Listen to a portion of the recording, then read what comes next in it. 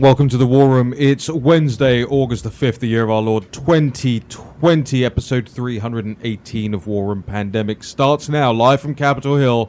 Jack Maxey and Raheem Kassam joining us down the line. Stephen K. Bannon on the John Fredericks Radio Network on America's Voice.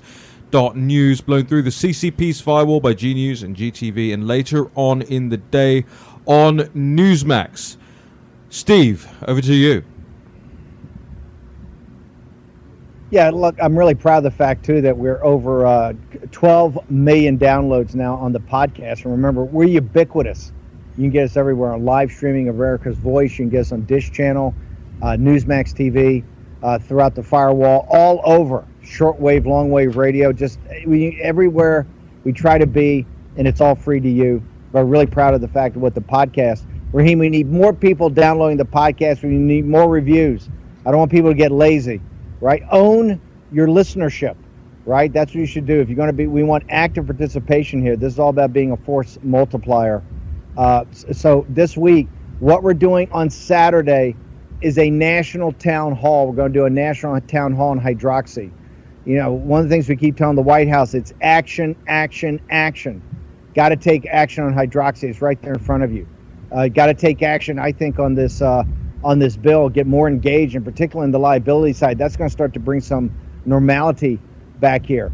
Also take action against the Chinese Communist Party. You know, the WHO, why are they even in the ballpark of talking to the CCP about who's going to go to Wuhan and how we're going to finish this? Mike Pompeo said the other day, the United States should be at the lead, and there's just some leak last night. There's going to be renewal of the trade discussions starting August 15th. Look, they're 95% off in their energy purchases, and they're not going to purchase the entities they absolutely need it. That shows you how on the back heels the Chinese Communist Party's economy is. They've already missed the agriculture purchases. The only reason, Jack, I think the other day they started purchasing wheat because of this famine that's starting because of their the pandemic, the horrific agriculture policies, the fact that the farmers don't get paid over there, in addition to this flood. You know, Jason Trenner just said, hey, one of the reasons we continue to have these deficits and continue to use $6 trillion bazookas on Capitol Hill is because we're the prime reserve currency. Okay, that's not going to last forever the way we're going. And one of the reasons is the Chinese Communist Party is working 24 hours a day to make sure we're not the prime reserve currency. They're working with their allies in Pakistan, Iran, their new ally in the Saudi Arabia. This announcement last night, this breaking story by the Wall Street Journal, they're working on getting nuclear energy, right? The mining yellow cake and assisting with Chinese mining operations, Chinese capital. So you're seeing this whole alliance being put together.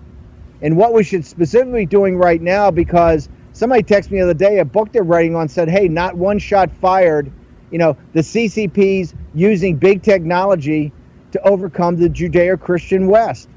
One thing we should be focused on right now is not trade negotiations. The trade talks are irrelevant because they cause this virus. They owe the United States trillions of dollars, and they owe the world tens of trillions of dollars, and all the blood on people's hands. It's absolutely absurd. We got to start taking action. This TikTok should be shut down today. It's not relevant whether Microsoft owns it or not. You know, I come out of Goldman Sachs' M&A department. You say 45 days, that's to come to heads of terms. It's another 6 months to work out the long-term purchase agreement. Then it's another 6 months to go through some regulatory review.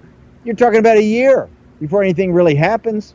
And at that time, TikTok has embedded itself more deeply into America, into getting our data. So, Raheem, I know you've got some strong thoughts on this, particularly, you know, as Dave Ramaswamy and the guys in India have shown us, they shut down, I think, 49 apps. It's absolutely absurd of what we're doing with the Chinese Communist Party. We're funding them with our capital. We're giving them access to our technology. Now we're giving them full, unfettered access to our markets. Raheem, walk me through the tech piece of this, because I got to tell you, this gets my blood boiling every day. Yeah, same. Steve, it's actually closer to 100 apps now that India has either prescribed, banned, removed from app stores blocked from IP addresses in India getting to. They did a second wave of smaller CCP-linked or Chinese Communist Party company-linked apps just a week or so after the first wave. And the first wave was 59, including TikTok, WeChat, and amongst others, a list of which we went through on the show the other day. But it's not just that. I mean, my blood boils just the same as you, Steve, when you talk about there's 90 days. There are fewer than 90 days left to go until the election. We have seen that TikTok has been used to defraud people out of tickets for a President Trump rally in Tulsa. We've seen how it's been used to interfere in the election. We've seen how it's used to spread Chinese Communist Party propaganda as it pertains to the pandemic. And now what we're doing is you have fewer than 90 days, but you're giving them 45 days, i.e. half the time between now and election day, to allow TikTok to continue to exist, to allow TikTok to build in backdoors, ByteDance, its parent company, to build in backdoors to the system, further backdoors, by the way, which one of our guests said the other day. They've already built those in. They can build more in. And the third part of all of this, Steve, is one that I think is getting overlooked right now. Overlooked from the administration, overlooked by the president, and overlooked by his base. And that is that a sale to Microsoft makes no difference to the Chinese Communist Party, because Microsoft is an open collaborator with the Chinese Communist Party. Microsoft collaborates with the CCP on artificial intelligence. They've been at every single CCP conference since the 2018 inception of this. Different branches of the Chinese government host it. Dozens of CCP officials are speakers at this conference every year. The second part of this is that Bill Gates' own nuclear firm joined with the CCP's military, the China National Nuclear Cooperation, a Chinese energy company deemed a military asset by the U.S. government. Bill Gates was on CGTN, Chinese state propaganda television, lauding his company's collaborations with China on the nuclear issue. The Microsoft itself has a bevy of working relationships with CCP-run organizations, and this links into what I was talking about earlier on in the show with Bill McGinley as well, Steve. The Berggruen Institute is one of these organizations that works on the, quote, Transition Integrity Project. This so-called bipartisan organization led by somebody from the Open Society Initiatives to say that, hey, if Biden loses in November, they're not going to accept. They're going to challenge it in every single system. The Berggruen Institute works on this thing called Understanding China, the Understanding China Conference, and has featured high-level CCP speakers. And guess who? Microsoft. Microsoft is one of the only Western organizations that partnered with the Berggruen Institute on this. And the CCP themselves, Steve, have said the phrase, Bill Gates bats for China. There was a press release put out in 2010 that was entitled Bill Gates bats for China. That press release came from the Chinese embassy. So when people talk about how the sale to Microsoft, the sale to any of these open collaborators with the CCP is going to make one iota of difference, I'm afraid the President of the United States is being led astray on this issue. India banned TikTok. India banned nearly 100 apps tied to the Chinese Communist Party. It's an embarrassment that Western nations cannot do the same. Steve.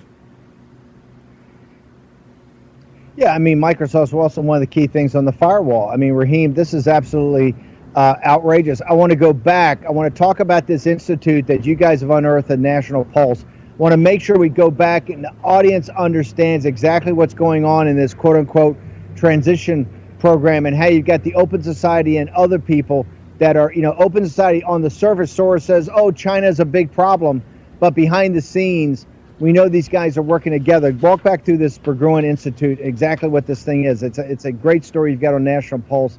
It actually blows my mind that this is going on. It blows my mind, not least, Steve, because this Transition Integrity Project has been around now for a couple of months, and they bill themselves as a bulwark to stop President Trump refusing to accept the election results in November, but it's clear when you go through who they are, that they are actually there to be a neutral arbiter in a contested election. They think that they are going to be the ones who are called to testify in front of the House. They think that they are going to be the ones to take the side of whomever is rightfully the President of the United States in November. I'll walk you through it really quickly, because a lot of media organizations, including the Atlantic magazine, including the New York Times and NPR, had covered this over the course of the last 6 weeks. But each organization, they used the phrase non-partisan or bipartisan, but actually what you had heading this war game that they put together up was John Podesta,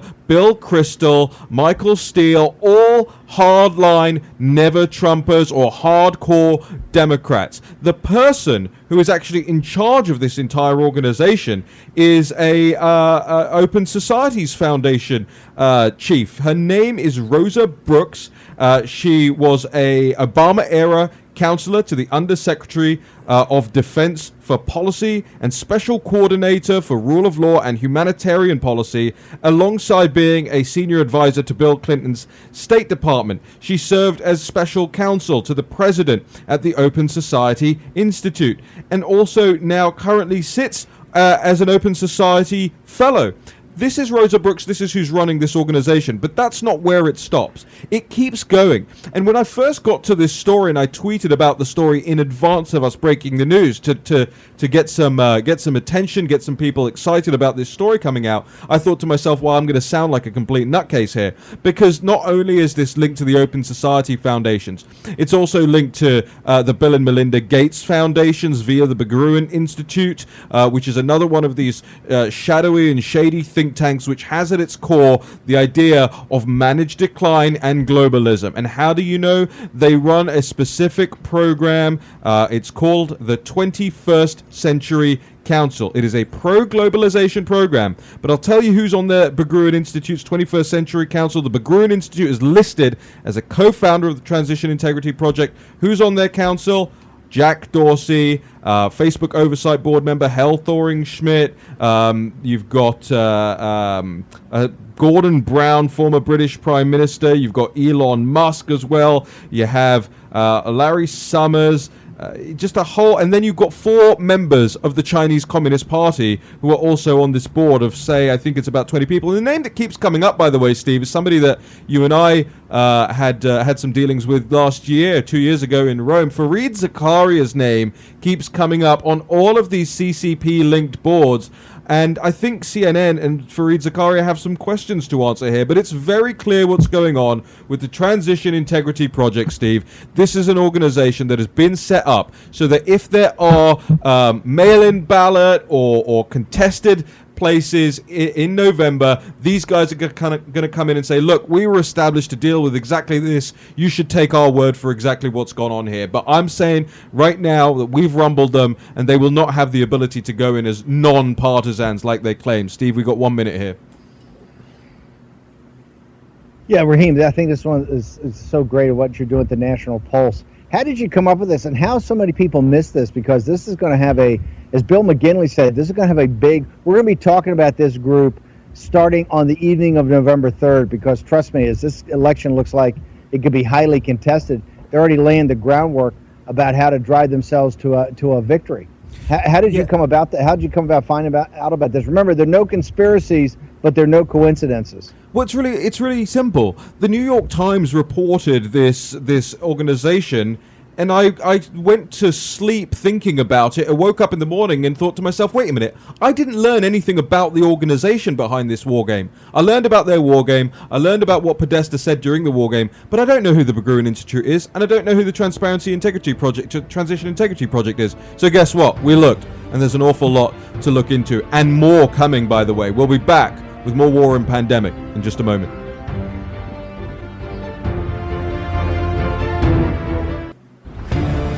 War Room Pandemic with Stephen K. Bannon. The epidemic is a demon, and we cannot let this demon hide. War Room Pandemic. Here's your host, Stephen K. Bannon.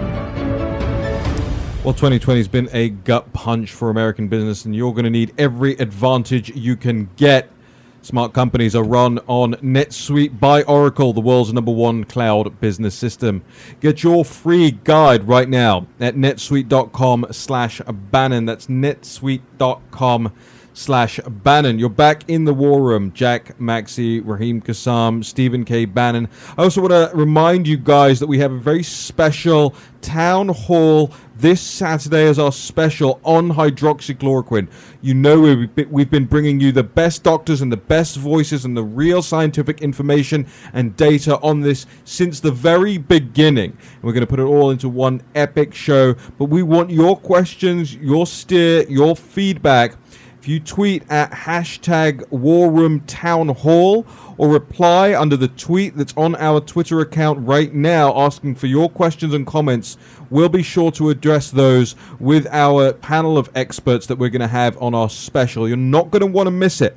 And you're also, all stakeholders in this show and as citizens of the United States, stakeholders in the future of this nation, it will be your job, ladies and gentlemen, to make sure that show gets to as many fellow Americans, to Brits, to Europeans, to Indians, to Lao Beijing, every single place you can get it. We expect and hope that you will share it. We're going to go to a lot of effort to make sure it's the best show that you guys have had in a very long time. Steve and Jack are putting a lot of effort into this, as of the production team. I want to now throw it over to Jack and Steve here. Jack, where are you taking us here?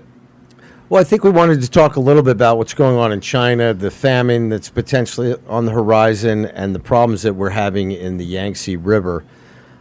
Briefly, I can sort of discuss it. We have had drainage issues into the Yangtze River. Think of the Yangtze River as an east-west line, actually flowing west to east, that covers central China. The drainage comes from the Himalayas all the way down. It's essentially, if you took a fat line through central China, that would be the drainage of the Yangtze River. Currently, right now, we're seeing inflows of about 60,000 cubic meters per second into the holding area above the Three Gorges dams. Now, they are constantly in a balancing act. They can release about 35 to 40,000 cubic meters on the other side of the dam downstream, but the risk is they flood cities like Wuhan, Nanjing, and further up the river, Chongqing. Now, what we're seeing as this affects the Chinese people, there's a lot of grumbling in the countryside because, as usual, the Chinese government has sacrificed the rural population of China by allowing these areas to be flood retention areas, which means that the people's houses are flooded, their fields are flooded. We've lost probably anywhere from 4 to 8 million acres of agricultural land. The transportation system throughout China is completely upside down because of the inability to use many of the roads and rails around this area that are flooded. There are reports coming out overnight that Chinese media is telling the Chinese citizens that it is illegal to stockpile food right now. This implies to me that there is a shortage inside China, or that they are fearful of a shortage. We've talked also about the what we believe are false numbers concerning China's record, or by their statement, record grain crop in northeastern China. From the U.S. Department of Agriculture, we have information out now that's saying that the fall armyworm has spread across the Yangtze River. This is a pest that really affects grain, particularly corn. Northeastern China is China's largest corn growing area, and this pest is on the way. They think likely it will have a very big impact on China's fall harvest. Even the Chinese government is claiming that it could reduce their corn harvest by 2.5%. So you can put a multiplier on that official number. Things are not looking good inside central China. This is something that we've told everybody that they need to keep an eye on. The entire world economy relies on what occurs south of the Three Gorges Dam. 80% of global pharmaceuticals, 80% of the APIs that go into those pharmaceuticals, 80% of China's chemical industry, and massive portions of their exports come from facilities within the floodplain of the Yangtze River. And one thing that I would say is we've got our prayers out for the Chinese people. They are suffering one hit after another, and we share their frustration at the inability of the Chinese Communist Party to take care of them. Steve, back to you. Yeah, Jack, when you talk about all that, we're going to try to get Rosemary Gibson back on here. We still haven't taken President Trump's doing a good job with the flow plant, putting capital up down in Richmond, also up at Kodak, to try to start to bring some of the APIs back. But we still haven't done the Buy American that gets, that forces all the supply chains back here for our basic, PPE and for the and for our API, for the active pharmaceutical ingredients and the generic drugs. This goes to a deeper point, the action that needs to be taken. Just look at what's been announced over the last couple of days, where people said, oh, this is all fantasy, this is all conspiracy theory. Look at the announcement of Saudi Arabia, Pakistan, Iran. You see the Chinese Communist Party, as we've said from the beginning, they're trying to control the Eurasian landmass. They're up there in a basically a conflict on Chinese-occupied Tibet right now with our allies in India. Yes, the same India that, as Raheem just said, has banned over 100 of their high-tech applications when we haven't banned any yet. You see Pakistan is announcing that they're in some sort of work on a biological weapons plan, maybe to build a P3 lab in Pakistan. You see this announcement, they're in a $400 billion 25-year deal with the mullahs in Iran. And then yesterday, the Wall Street Journal breaks this story about Yellow Cake, about the mining of material for nuclear energy in Saudi Arabia. It's very obvious. Add Turkey in there, add the kleptocrats in Russia. The Chinese Communist Party is trying to become a hegemon. They're trying to control the Eurasian landmass. They're actively trying to get off the U.S. dollar. They're trying to break the dollar as a prime reserve currency. And you heard Jason Trenner earlier in the show. One of the reasons we even have the flexibility to get out of situations like this pandemic right now with the balance sheet of the American people is because we are the prime reserve currency. You lose that, and we could become Argentina. And this is what the Chinese Communist Party is focused on every day. So if you look around the world, whether it's a technology war against us, an economic war against us, now trying to basically combine all these dictatorships into one kind of axis, to one kind of unified element that's control the Eurasian landmass and drive our allies out of there and drive the United States out of there. These people are actively engaged. The senior cadres of the Chinese Communist Party, who, by the way, all take hydroxy, right? They are now focused on essentially taking down the United States. And to me, it is absurd to even be thinking about talking about a second phase trade deal or the second phase or their requirements under the first phase. These things are so minuscule compared to the trillions of dollars of damage they've done to the people of the United States, the death in the United States, people throughout the world. And the people that take the brunt of their dictatorship every day are Lao Beijing, the hardworking, decent working class people, middle class people in China that have to bear the brunt of this. And just watch what happens on this flood. Just watch what happens on this famine. The same type of, they didn't care about any of their people in the pandemic, at least the first wave of it. They're not going to care in the second wave. It's just an absolute travesty. Raheem, once again, I want to go back to the tech part of it. Yeah. The tech has just got too much influence in the American political process. These are almost like individual nation states today.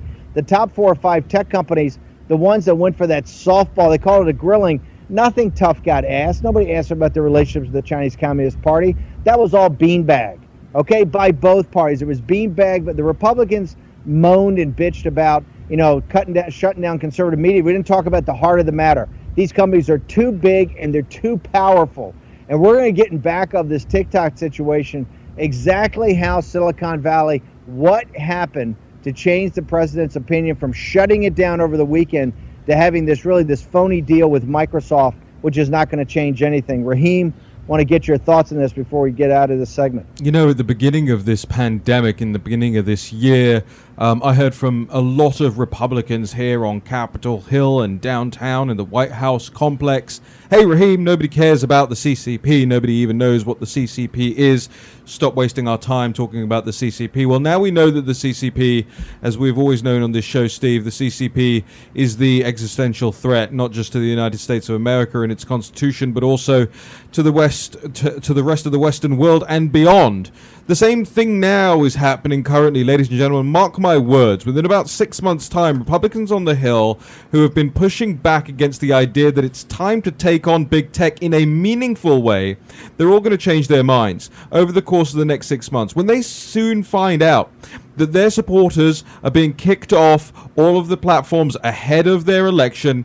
That's happening already. We know that's been happening to Trump supporters. We know that's been happening to conservatives more than anyone else, if anyone else at all is included in this. But there's a bigger picture play here. And that bigger picture play is that you still have, remember, we published a couple of months ago the Max Pappas Google influencer list of the conservative organizations, institutions, and individuals who are taking money to represent big tech here in Washington, D.C.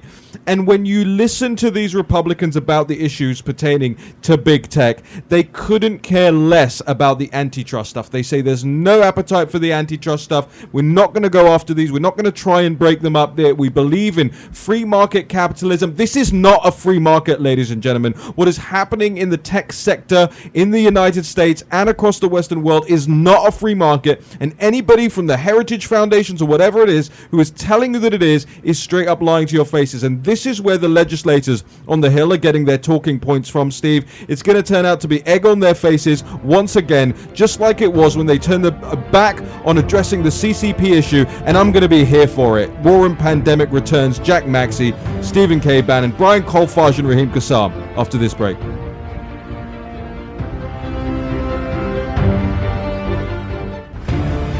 War Room Pandemic with Stephen K. Bannon. The epidemic is a demon, and we cannot let this demon hide. War Room Pandemic.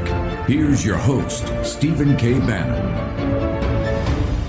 2020's been a gut punch to American business. If you're going to succeed, you need every possible advantage. NetSuite by Oracle is the world's #1 cloud business system and a sponsor of this show. Smart companies run on NetSuite because it gives you the visibility, control over all of your HR, your financials, your e-commerce, everything you need to run your business in one place. So whether you're doing $1 million or hundreds of millions in sales, NetSuite lets you manage every penny with precision.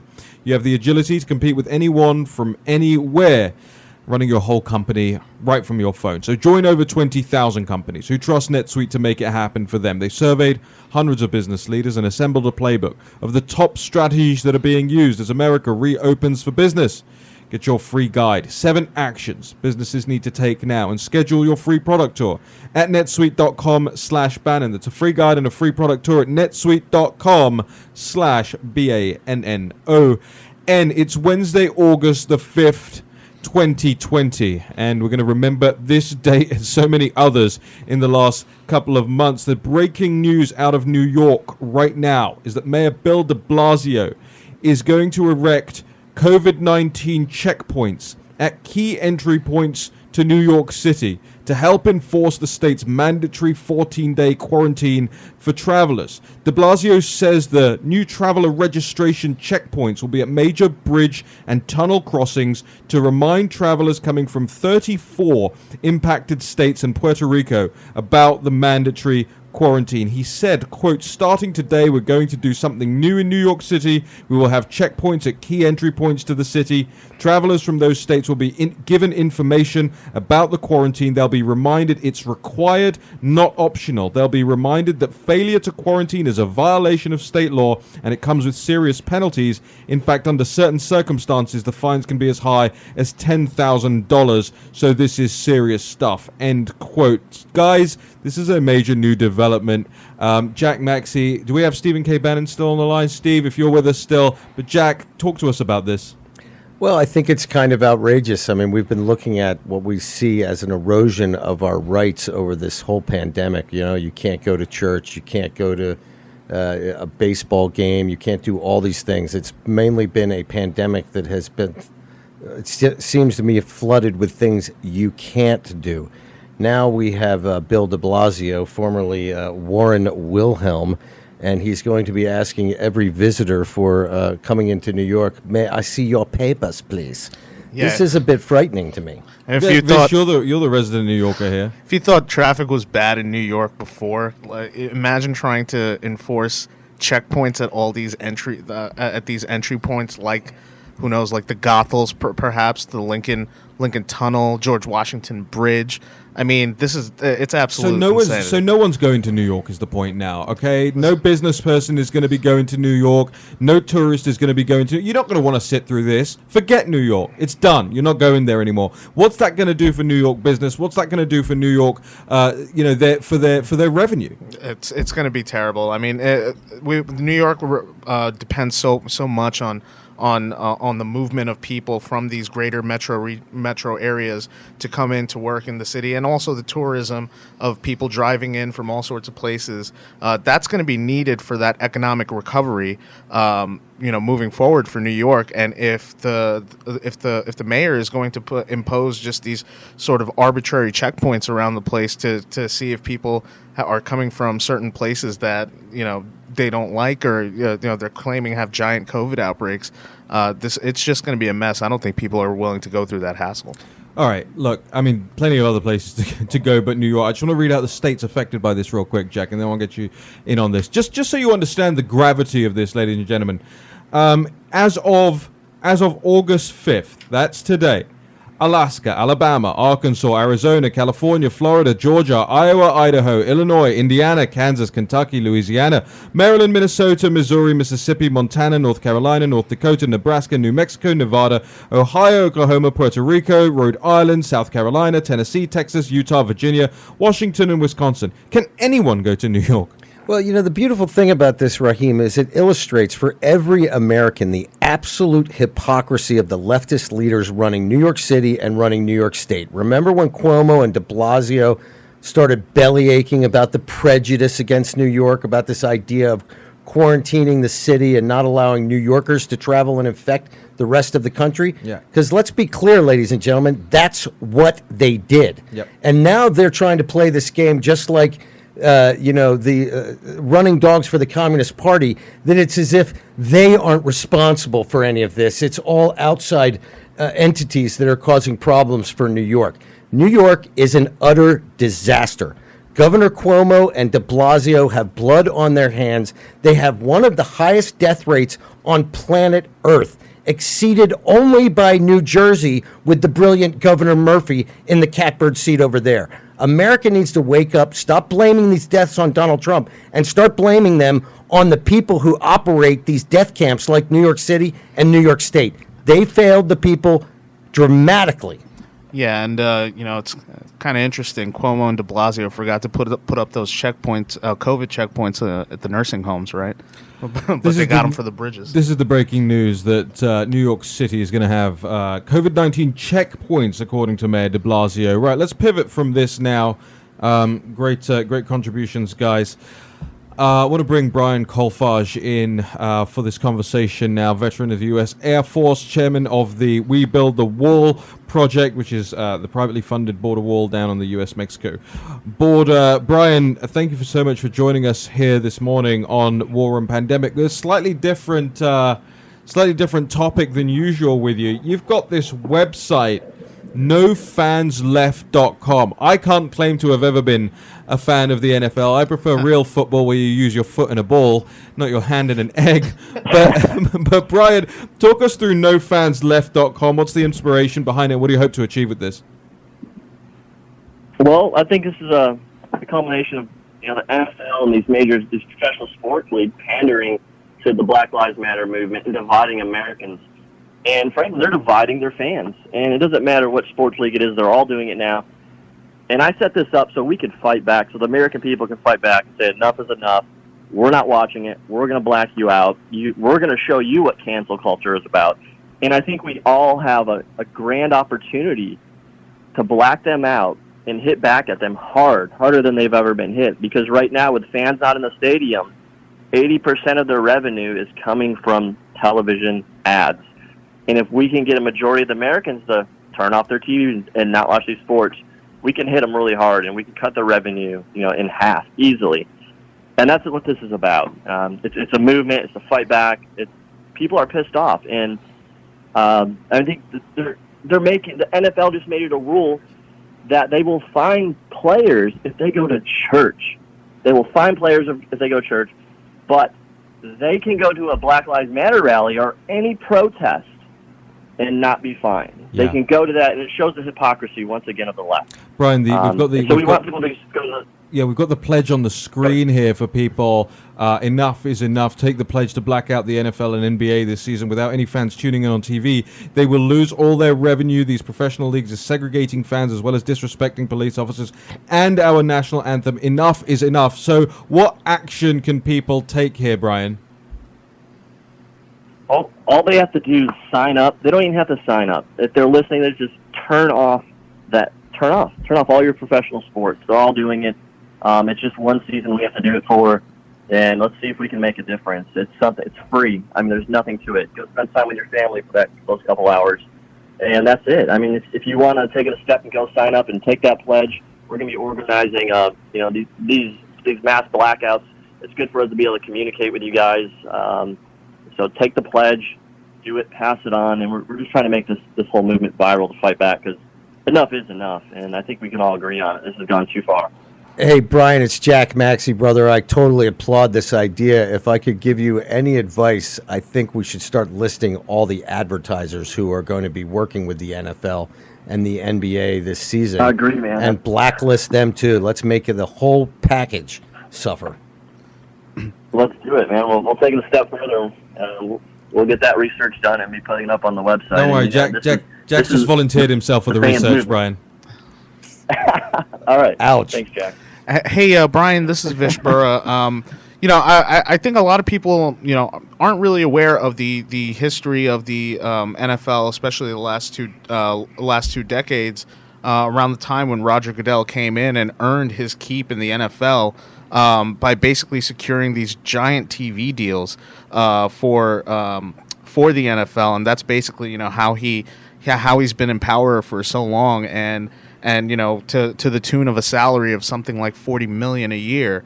Are we trying? Do you think that this movement has the prospect to perhaps oust Roger Goodell for these sort of anti-American decisions to have people kneeling everywhere for the flag and showing disrespect to our troops and to our fans, to their fans?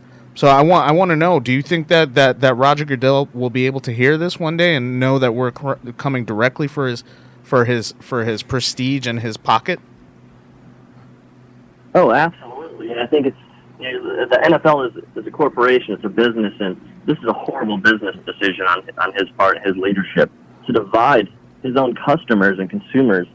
He's basically dividing them in half and giving them the finger and saying, screw you. We're just going to pander to these other people over here, and we're going to give them special privileges. And, you can't go to church or you're going to get fined. If you run a business, that is a big no-no. That's horrible. And if we can get as many people as possible to back this movement, if we can get the millions and millions of people who watch sports in America just to turn it off, we're going to kill their revenue. Right. Absolutely crush their revenue for the 2020 season. And Brian, and I think ultimately it could end up with his job. You're talking about doing this for a season with the view of actually prompting them back to representing their fans accurately, which, let's face it, is actually just play the sport. We don't want your views on politics. We don't want your philosophical views on that pitch. We're not interested in you disrespecting the institutions and the brave people who serve this nation and put themselves on the front lines every day. This is about returning to greatness for the United States. It's not even about killing these companies off, right? You just want them to go back to how things are supposed to be. This is not vindictive. That's correct. Yeah, that's correct. Just play sports. We're watching sports not for their political ideals or their political beliefs. We're watching sports for their maybe. That's why we're watching it, and we don't care about their political beliefs, so keep their political beliefs to themselves. Well, Brian, just give us the URL. They want to divide America. Yeah, it's nofansleft.com. Nofansleft.com. All right, Brian. Well, we'll make sure we put that in the newsletter roundup today on all of our social media platforms. Just tell our audience where they can follow you personally, and or whether it's on Parler or Facebook or Twitter, so they can plug into Brian Kolfage. Yeah, you can follow me on all the social media companies. It's just Brian Kolfage. Just search in the search bar, it'll come up. Not on TikTok, though, I'm are you? active on Twitter and Instagram. Oh, hell no. Definitely not. Brian, thank you so much for joining us here today on War Room Pandemic. Thank you, guys. Guys, I still can't get over, and I think the audience can't get over this story coming out of New York at the moment, like a medieval checkpoint during the bubonic plague. Bill de Blasio announcing these checkpoints at bridges and tunnels in New York. I mean, really, you could say they're creating a fortress New York for themselves there, or just absolutely destroying one of the key cultural and financial hubs in the Western world, whether you like New York, like people from there, like Vishbura, or whether you loathe New York, like people from me, from a great city called London, or once great city called London. We'll talk about it more after the break.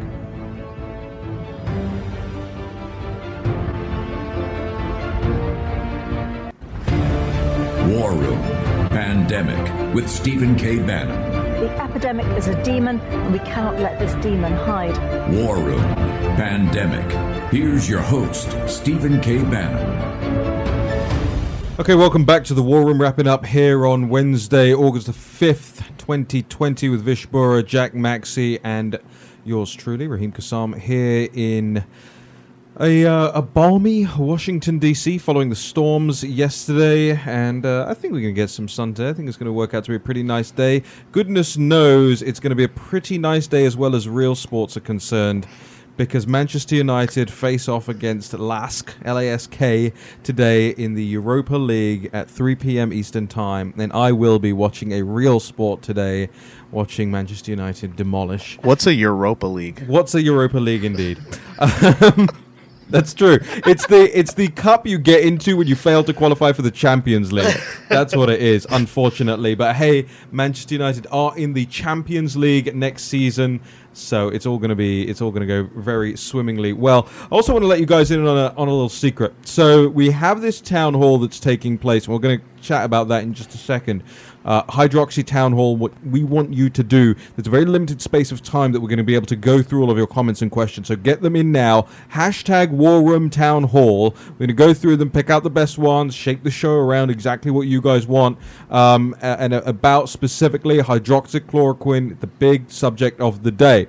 But I want to let you in a little secret here as well. Actually didn't check with the America's Voice management about this, so maybe I'll get a few calls after the show. But since Steve was so complimentary about the National Pulse and the work we've been doing on the National Pulse, I thought I'd let you guys in on a little secret that we may be able to add an hour to your programming of Raheem in the very short future. Maybe an hour of a National Pulse show here on America's Voice. We're still working on it. We're still thinking about it. We're still playing with the idea, but if that's something that you'd like to see, an hour dedicated to those investigations, those exclusives that Natalie Winters and Nick Regan and myself bring you over at the National Pulse, then that may be something we're putting together quite soon. Also, Steve Cortez has a brand new op-ed over at the National Pulse right now, leading the site, so go to nationalpulse.com. Show our repeat guest, Steve Cortez, who's now back with the Trump 2020 campaign. Show him some love on that op-ed.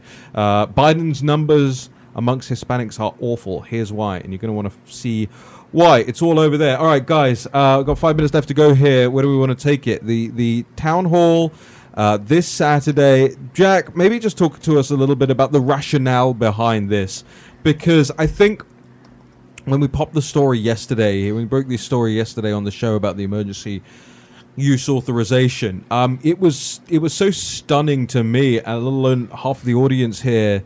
I didn't realize that you can only have one EUA per pandemic, per crisis, and effectively the big pharmaceutical companies, alongside their representatives like Dr. Fauci, are holding that aside, not for hydroxy, but for the vaccine, for other things they might want to use, which are what? Far more expensive.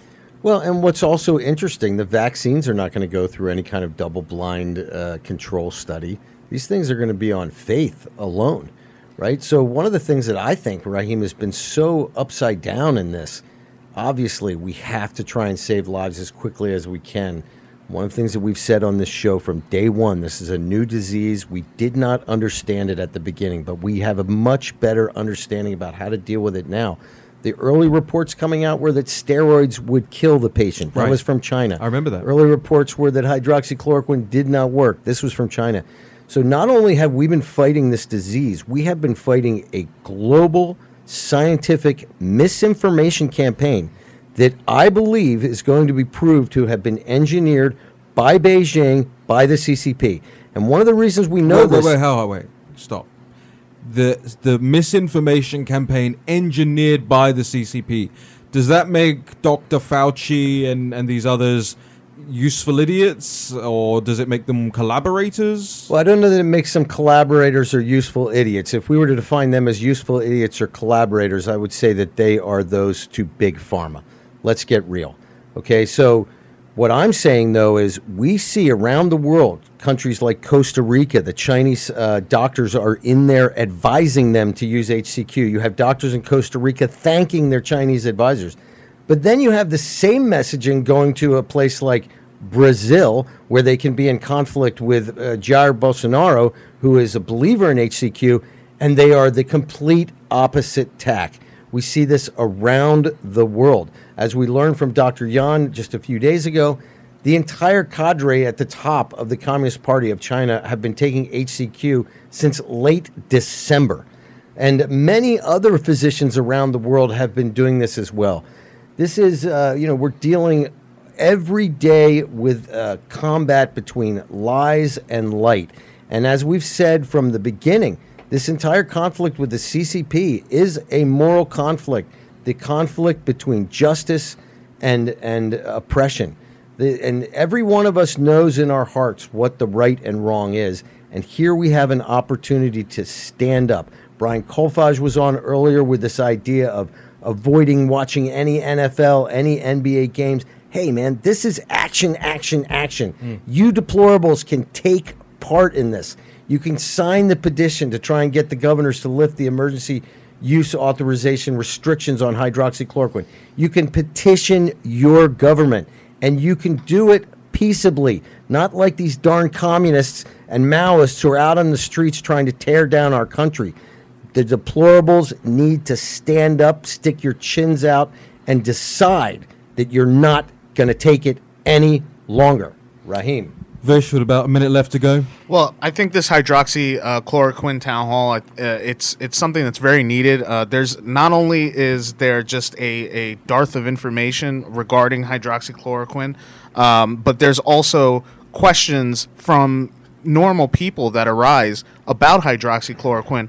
Whether or not they believe it works, they at least need to be able to ask people questions, ask experts questions on its efficacy, and we're not really seeing that right now. So I think this town hall is a great opportunity for that to happen. We're expecting really big guests like Dr. Harvey Risch, who's been a patriot, sticking his neck on the line and his reputation on the line. Hashtag War Room Town Hall. Hashtag War Room Town Hall. If you have questions for Harvey Risch, Dr. Lee Vliet, Dr. Vish, I know you're Senator not used to Johnson. it, but watch the clock. I'm watching. I see it. 20 seconds. Yeah, you can't run us down. Hang Because we got to get the best quote from the show. Let me get cut in with a great quote from the show. Somebody said George Washington had his Lafayette, and Donald Trump has his Raheem Kassan. I love it. Amazing. That's what I needed the last 10 seconds Needed for. 20 Vish. seconds for that? I needed 20 seconds for that. War and Pandemic returns tomorrow. Be there.